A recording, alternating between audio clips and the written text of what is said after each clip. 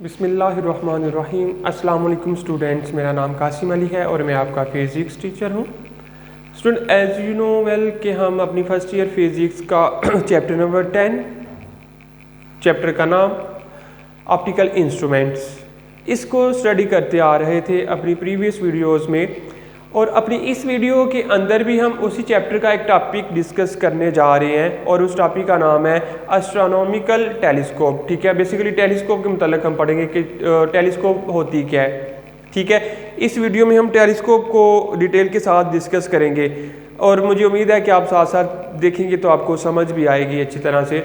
तो स्टूडेंट चलते हैं हम अपने टॉपिक की तरफ, टॉपिक का स्टार्ट करते हैं। तो बेसिकली पहले हमें ये पता होना चाहिए कि टेलीस्कोप होती क्या है। ठीक है, ये तो टाइप है एस्ट्रोनॉमिकल टेलीस्कोप, यानी टेलीस्कोप की एक टाइप है। यानी जिस तरह हमने पहले पढ़ा एक माइक्रोस्कोप, फिर सिंपल माइक्रोस्कोप, फिर कंपाउंड माइक्रोस्कोप। यानी बेसिक जो चीज़ थी वो एक माइक्रोस्कोप थी और सिंपल और कंपाउंड उसके आगे फर्दर टाइप थी। सेम इसी तरह टेलीस्कोप एक अलग इंस्ट्रूमेंट है। ठीक है, और एस्ट्रोनॉमिकल टेलीस्कोप जो है वो उसकी एक टाइप है, उसकी एक किस्म है।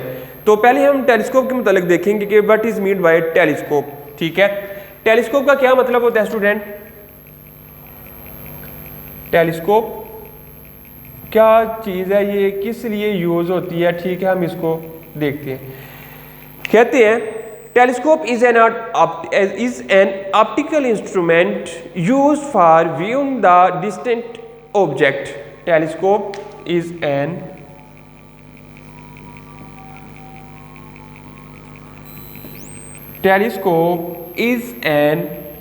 optical instrument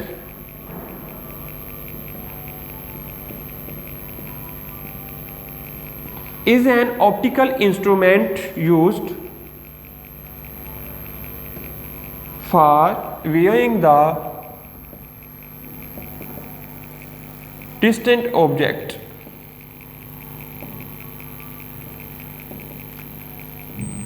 ठीक है, distant object it is of many kind, it is of many kinds. ठीक है स्टूडेंट, कहते हैं टेलीस्कोप बेसिकली एक ऑप्टिकल इंस्ट्रूमेंट ही है। जैसे कि हमने चैप्टर के इंट्रोडक्शन में पढ़ा था, ऑप्टिकल इंस्ट्रूमेंट में उसकी मिसाल में हमने टेलीस्कोप का भी जिक्र किया। तो कहते हैं कि जो टेलीस्कोप है वो एक ऑप्टिकल इंस्ट्रूमेंट है। ठीक है जी, हमें ये पता चल गया। और ये यूज़ होती है कि जो वो ऑब्जेक्ट जो दूर पड़े हों, ठीक है, जो ज़्यादा फासले पर हों, उन ऑब्जेक्ट को व्यू करने के लिए, उन ऑब्जेक्ट को देखने के लिए हम जो ऑप्टिकल इंस्ट्रूमेंट यूज़ करते हैं स्टूडेंट, वो जो ऑप्टिकल इंस्ट्रूमेंट हमारे पास आता है वो ऑप्टिकल इंस्ट्रूमेंट कहलाता है टेलीस्कोप। टेलीस्कोप एक ऐसा आला है, एक ऐसी डिवाइस है जो ज़्यादा फासले पर पड़े हुए ऑब्जेक्ट को देखने के लिए इस्तेमाल करते हैं। ठीक है, सिंपल डेफिनेशन इसकी आप ये कर सकते हैं। अब जो हमारे मेन टॉपिक था, जो मेन चीज़ है हमारे पास वो है एस्ट्रोनॉमिकल टेलीस्कोप। ये क्या चीज़ है इसको भी देख लेते हैं। Astronomical telescope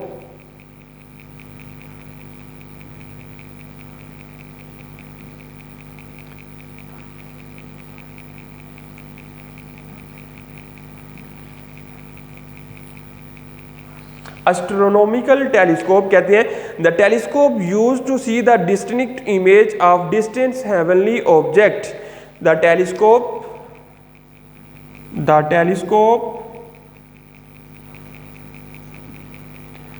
is used to see the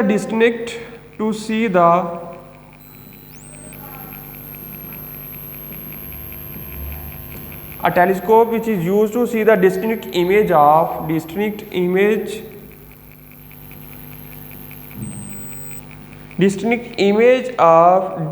heavenly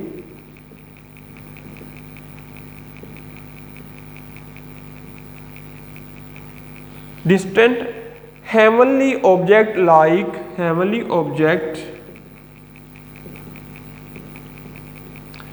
like planets or moon,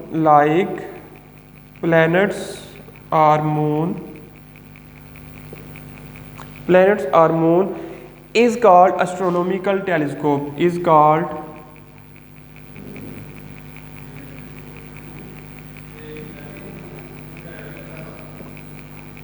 astronomical telescope. ठीक है स्टूडेंट, टेलीस्कोप बेसिकली आपको समझ आई कि टेलीस्कोप क्या चीज़ है कि वो ऑप्टिकल इंस्ट्रूमेंट जो दूर पड़े हुए जिस्म को देखने के लिए इस्तेमाल करते हैं। लेकिन जब हम एस्ट्रोनॉमिकल टेलीस्कोप की बात करते हैं तो स्टूडेंट एस्ट्रोनॉमिकल का जो सारा तल्लक है वो स्पेस के साथ है। ठीक है, एस्ट्रोनॉलॉजिस्ट जो होते हैं वो स्पेस के माहिरियात होते हैं, तो एस्ट्रोनॉमी का मतलब ही हम कहते हैं कि स्पेस है। ठीक है, खुला हमारे आसमान के अंदर जितनी भी चीज़ें हैं, ठीक है, उसके मतलब जो भी हम देखेंगे उसको हम एस्ट्रोनॉमिकल कहते हैं। तो टेलीस्कोप का, एस्ट्रोनॉमिकल टेलीस्कोप का मतलब भी यही हुआ कि स्पेस के अंदर जो चीज़ें मौजूद हैं, ठीक है, उनको देखने के लिए हम जो टेलीस्कोप यूज़ करते हैं उस टेलीस्कोप को हम कहते हैं एस्ट्रोनॉमिकल टेलीस्कोप। ठीक है, जैसा कि अगर हमने किसी प्लैनेट के मतलब इंफॉर्मेशन लेनी हो, चांद के मतलब इंफॉर्मेशन लेनी हो, उसको देखना हो, तो हम क्या यूज़ करते हैं, टेलीस्कोप का इस्तेमाल करते हैं और उस टेलीस्कोप को नाम दिया जाता है एस्ट्रोनॉमिकल टेलीस्कोप। ठीक है स्टूडेंट, खुला के अंदर या स्पेस के अंदर चीज़ों को, ऑब्जेक्ट्स को देखने के लिए, चूँकि वो बहुत दूर होते हैं और उनको देखने के लिए हम जो ऑप्टिकल इंस्ट्रूमेंट्स यूज़ करते हैं उसको हम कहते हैं एस्ट्रोनॉमिकल टेलीस्कोप। ठीक है, अगर इसकी कंस्ट्रक्शन की बात करें स्टूडेंट तो इसकी कंस्ट्रक्शन में क्या आता है उसको देखते हैं आप। Construction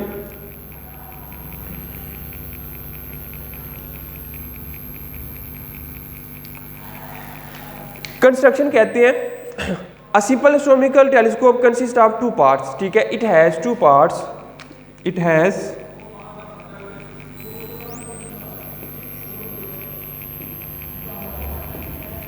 has two parts। number one, objective,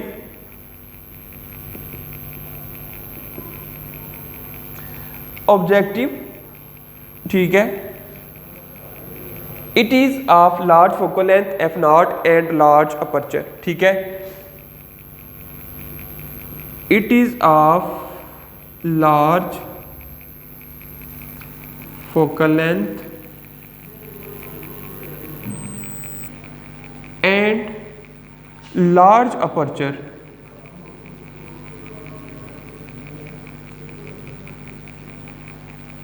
ठीक हो गया। फिर दूसरे नंबर पर स्टूडेंट आपके पास आता है, जिस तरह हमने कंपाउंड माइक्रोस्कोप में पढ़ा था, हमारे पास दो चीज़ें थी, एक ऑब्जेक्टिव था, एक आईपीस था। ठीक है स्टूडेंट, अब इसके अंदर भी पहले आपके पास आ रहा है ऑब्जेक्टिव और दूसरा आपके पास आ रहा है आईपीस। ठीक है,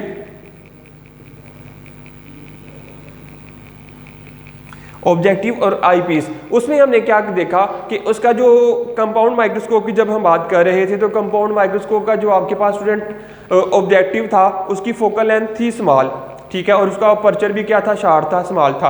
लेकिन इस केस में उल्टा हो गया है। जब हम टेलीस्कोप की बात करते हैं तो टेलीस्कोप के लिए सारा प्रोसेस रिवर्स कह सकते हैं, उल्टा कह सकते हैं, रेसिप्रोकल कह सकते हैं कि इसकी देखिए ऑब्जेक्टिव में क्या आ रहा है, इसका जो फोकल लेंथ है वो लार्ज है और इसका जो अपर्चर है वो भी क्या आ रहा है, लार्ज है। लेकिन जब हम आईपीस की बात करते हैं तो इसकी जो आईपीस होता है इसका, उसकी फोकल लेंथ होती है शार्ट और उसका जो अपर्चर होता है वो होता है small.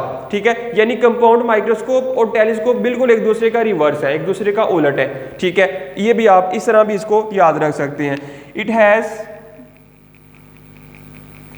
It is of short focal length,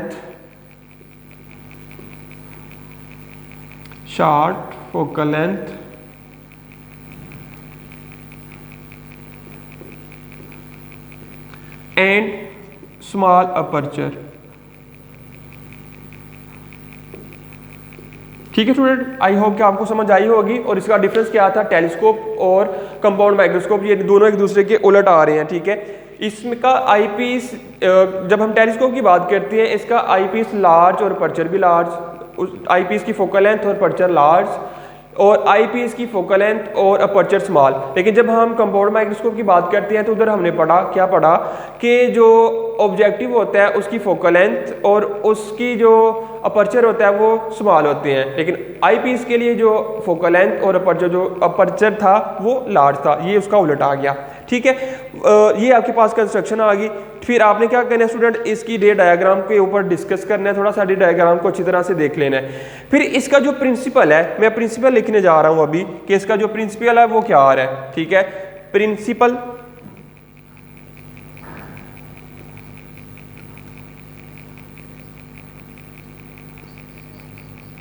ठीक है, प्रिंसिपल कहते हैं a real, inverted and diminished image, real, inverted and diminished, ठीक है। डायमेंशन के तौर पर डिफरेंट डायमेंशन उसकी आती हैं, अरियल,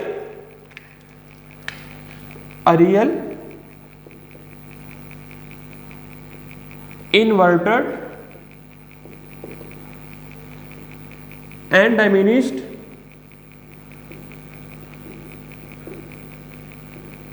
ठीक है। Diminished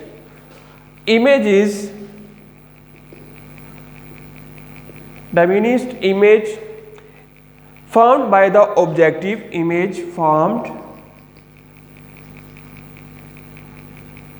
by the objective,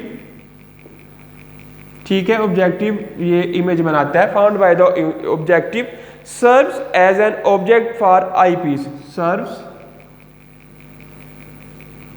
for an object for eyepiece, ठीक है स्टूडेंट। सेम वही बात जो हमने कंपाउंड माइक्रोस्कोप में पढ़ी कि जो आपके पास ऑब्जेक्टिव होता है वो जो इमेज बनाता है, ठीक है। पहले आपके पास एक ऑब्जेक्ट था, जो आपके पास जो ऑब्जेक्ट था उसकी इमेज बनाई किसने, ऑब्जेक्टिव ने, और जो ऑब्जेक्टिव इमेज बना रहा है वो दूसरा जो आपके पास आई पीस होता है उसके लिए ऑब्जेक्ट के तौर पर यूज होती है, यानी ऑब्जेक्टिव की इमेज आई पीस के लिए एज अ ऑब्जेक्ट यूज होती है, ठीक है। ये बात आपने ज़हन नशीन करनी है। तो इसमें भी वही कह रहे हैं कि जो ऑब्जेक्टिव इमेज बना रहा है वो सर्व करता है किसको, आई पीस को एज अ ऑब्जेक्ट, ठीक है, कि आपके पास ये ऑब्जेक्ट है, which is at the focal point of both the lenses, then a visual and magnified image is found at infinity, कि इन्फिनिटी से भी आप क्या कर सकते हैं, एक विजुअल और मैग्नीफाइड इमेज, बहुत बड़े साइज में इमेज को हासिल कर सकते हैं, ठीक है स्टूडेंट्स। ये थी आपके पास इसका प्रिंसिपल, इसकी डायग्राम, इसकी कंस्ट्रक्शन। अब इसकी जो वर्किंग है, ठीक है, वर्किंग के ऊपर एक नज़र डालते हैं कि वर्किंग इसकी क्या आती है, क्या आप बता रहे हैं वर्किंग में।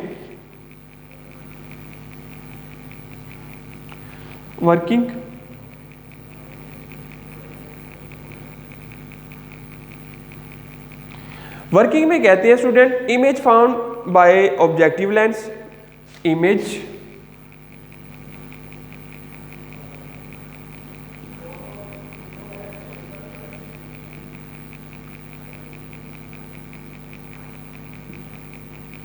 इमेज फाउंड बाय ऑब्जेक्टिव, के ऑब्जेक्टिव की वजह से जो इमेज बनता है वो किस तरह का बनता है, कहते हैं the parallel beam light rays coming from the parallel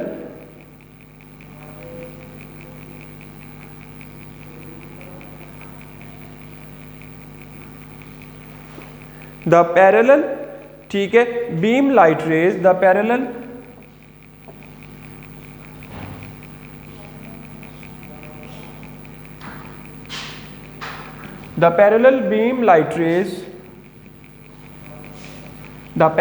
beam light rays coming from distinct objects, coming from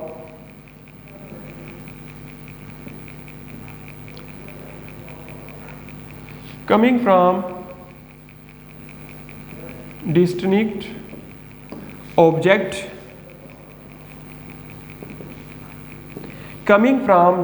object, ठीक है, form an image A prime B form an image, वो क्या करते हैं, एक इमेज फॉर्म करते हैं at focal point of the objective, किसके ऊपर, at focal point of objective, ठीक है। ऑब्जेक्टिव के फोकल पॉइंट पे वो इमेज ड्रा करते हैं, ठीक है। The image formed is a real, the image formed,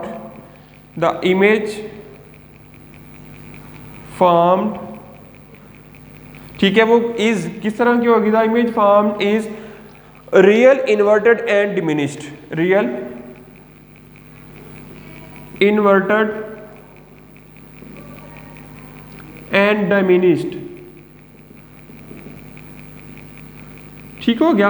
कहते हैं जो ऑब्जेक्टिव इमेज बनाता है वो क्या करता है, the parallel beam light rays coming from distant object, किसी ऑब्जेक्ट से आपके पास लाइट बीम आ रही है एन इमेज क्या करती है, वो एक इमेज बनाती है, form an image at focal point of the object, focal length के ऊपर, ऑब्जेक्ट के फोकल पॉइंट के ऊपर एक इमेज बनाती है, और वो जो इमेज बनती है वो रियल होती है, इन्वर्टेड होती है और डिमिनिश्ड होती है। ठीक है, real, inverted and diminished image form होती है, बनती है किसके ऊपर, ऑब्जेक्टिव के फोकल पॉइंट के ऊपर।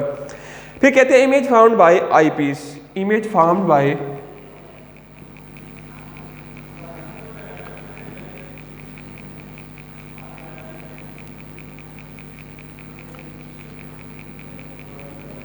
Image formed by eyepiece. ठीक है, आई पीस की वजह से जो इमेज बनी वो कौन सी बन रही है उसको अब देखते हैं।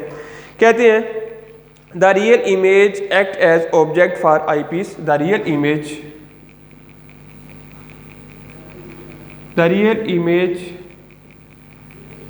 एक्ट्स, यानी कि इसकी वजह से जो इमेज बन रही है वो क्या करती है, ऑब्जेक्ट, आई पीस के लिए एज अ ऑब्जेक्ट वर्क करती है।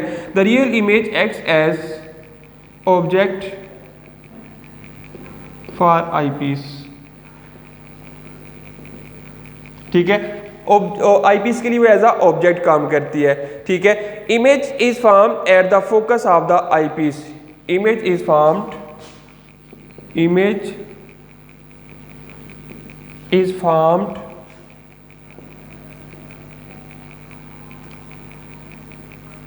Eight the focus of eyepiece के फोकस के ऊपर इमेज बनती है। ठीक है, image is formed at the focus of eyepiece, the eyepiece forms the final image at infinity, the I piece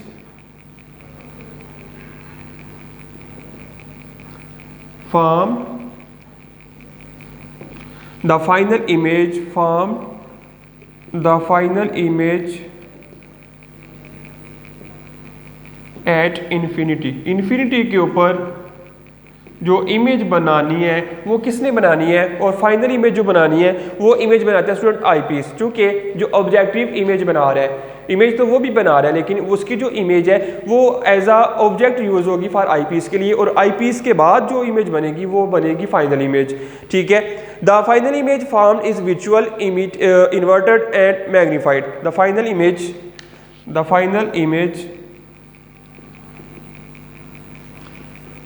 is the final image inverted. ठीक है, क्या बनेगी, visual inverted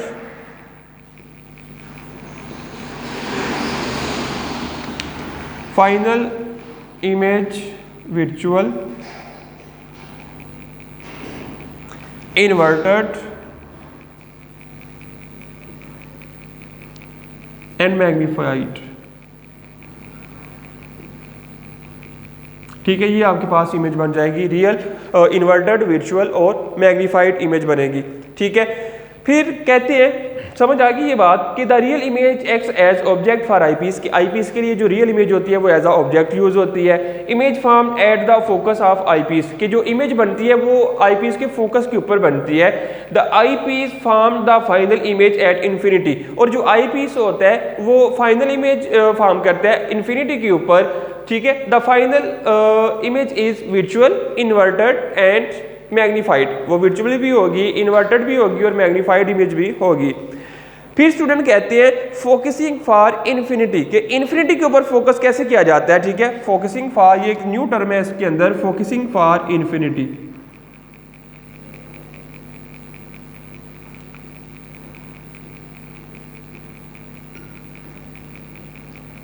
focusing for infinity कहते हैं when the image found by the objective is at the focus of objective as well as eyepiece, then the telescope is in its normal adjustment or focused for infinity। ठीक है, कहते हैं when the image found by the objective, when the image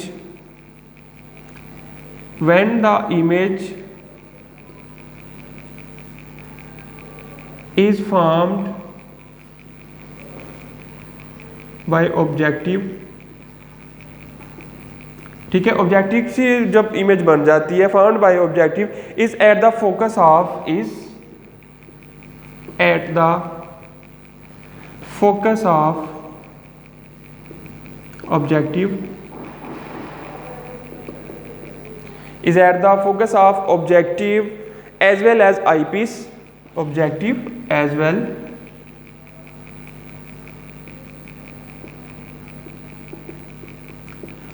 as eyepiece। ठीक है, फिर क्या करते हैं, then the telescope is in its normal adjustment, then the telescope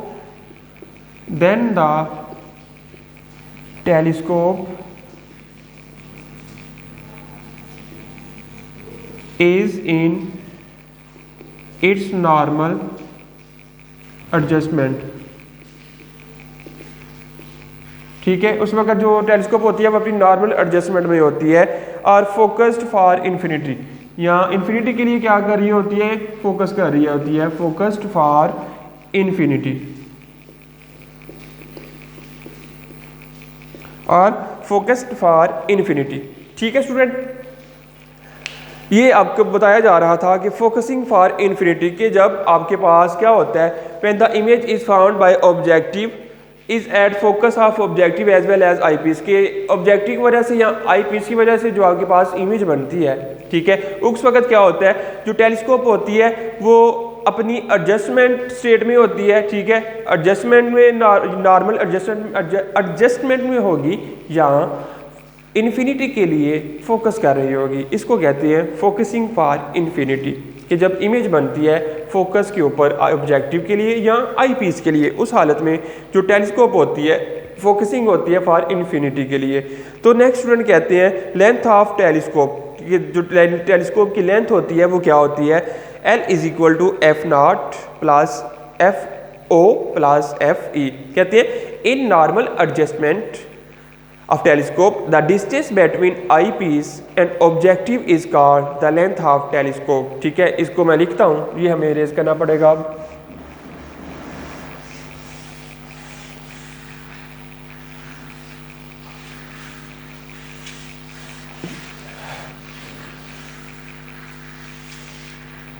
ठीक है, length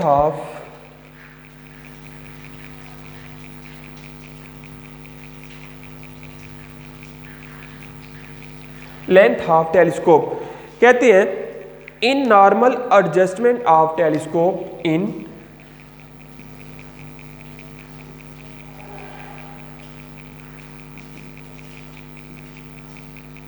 normal adjustment of telescope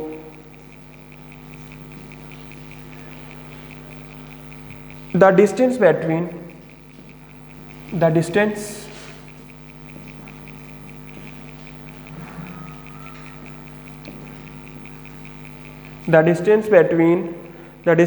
between eyepiece and objective, distance between eyepiece and objective,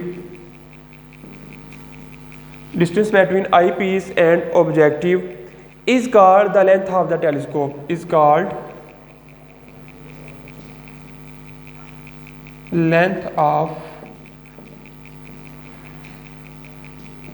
telescope. कहते हैं इन नॉर्मल एडजस्टमेंट टेलीस्कोप, ठीक है, जब टेलीस्कोप अपनी normal हालत में हो, द डिस्टेंस बिटवीन आईपीस और ऑब्जेक्टिव के दरमियान जो डिस्टेंस होता है, ठीक है, आईपीस और ऑब्जेक्टिव के दरमियान जो डिस्टेंस होता है वो कहलाता है लेंथ ऑफ टेलीस्कोप। ठीक है, ऑब्जेक्टिव और आईपीस के दरमियान जो डिस्टेंस होता है वो क्या कहलाता है, लेंथ ऑफ टेलीस्कोप। और इसको हम रिप्रेजेंट करते हैं by formula L is equal to L object plus L eyepiece. ठीक है, ये दोनों आपने याद रखने हैं। फिर जब हम मैग्नीफाइंग पावर की बात करते हैं, इसकी magnifying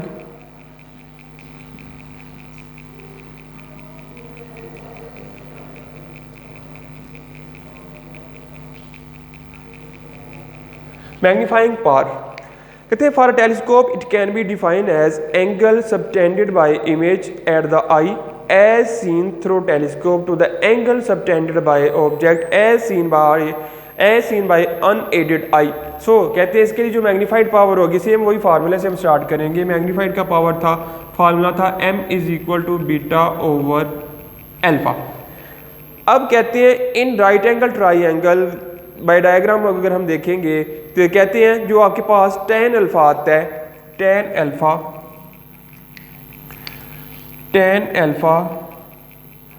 is equal to a prime b prime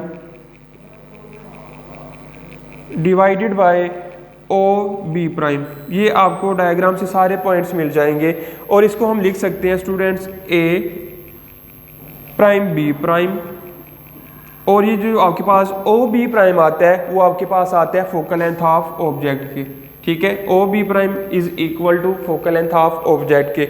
same इसी तरह अगर हम टेन बीटा की बात करेंगे, ये टेन अल्फा था, फिर कहते हैं कि अगर हम टेन अल्फा निकालें, ठीक है, tan alpha approximately equal to alpha, ठीक है, जैसे हमने पहले भी पढ़ा। तो इसका जो फार्मूला बनता है A prime B prime divided by F object, ठीक है, ये आपके पास आ जाता है अल्फा।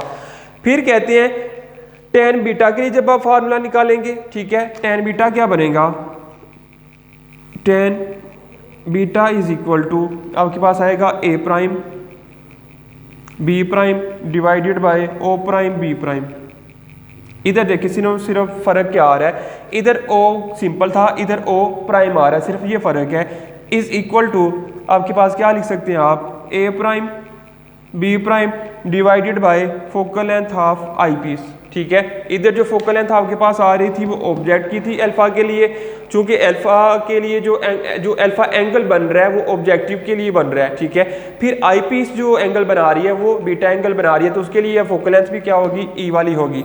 अब हम कह सकते हैं स्टूडेंट्स के जो आपके पास अल्फा है और बीटा है वो approximately equal to tan beta is approximately equal to beta, तो ये किसके बराबर आ जाएगा, A prime B prime divided by F E, ठीक है, सेम एज इट इज जैसे हमने ऊपर पढ़ा। फिर कहते हैं putting value of alpha and beta in equation 1, ये आपके पास इक्वेशन थी 1, ठीक है। इक्वेशन 1 के अंदर आपने अल्फा और बीटा की वैल्यू पुट करके अपनी मैग्नीफाइंग पावर को ड्रा करना है, कैलकुलेट करना है, ठीक है। कहते हैं by putting value by putting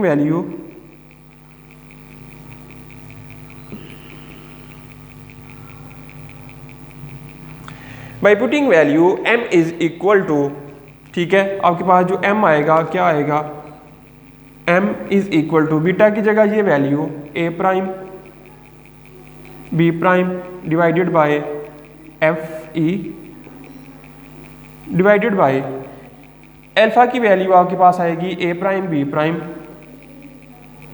divided by F object, ठीक है। अब अगर आप स्टूडेंट इसको हल करें तो इसमें कटिंग कोई भी नहीं हो पा रही, तो इसको आप लिख सकते हैं A prime B prime divided by F E multiply by F object divided by A prime B prime. अब ए प्राइम बी प्राइम इधर से देखें कैंसल आउट हो जाएंगे, ये दोनों इधर से काट गए, कैंसल आउट हो गए, बाकी क्या बचा आपके पास m इज इक्वल टू, ठीक है, बाकी बचा m is equal to F not या F object divided by F I, ठीक है। Focal length of objective focal length of eyepiece, ये क्या आएगी, फोकल लेंथ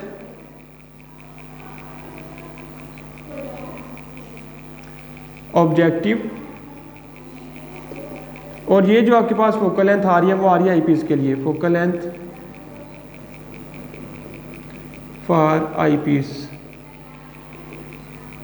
ठीक है। जो आपके पास टेलीस्कोप है उसकी मैग्नीफाइंग पावर किसके इक्वल आती है स्टूडेंट, वो इक्वल आती है focal length of objective divided by focal length of eyepiece, ठीक है।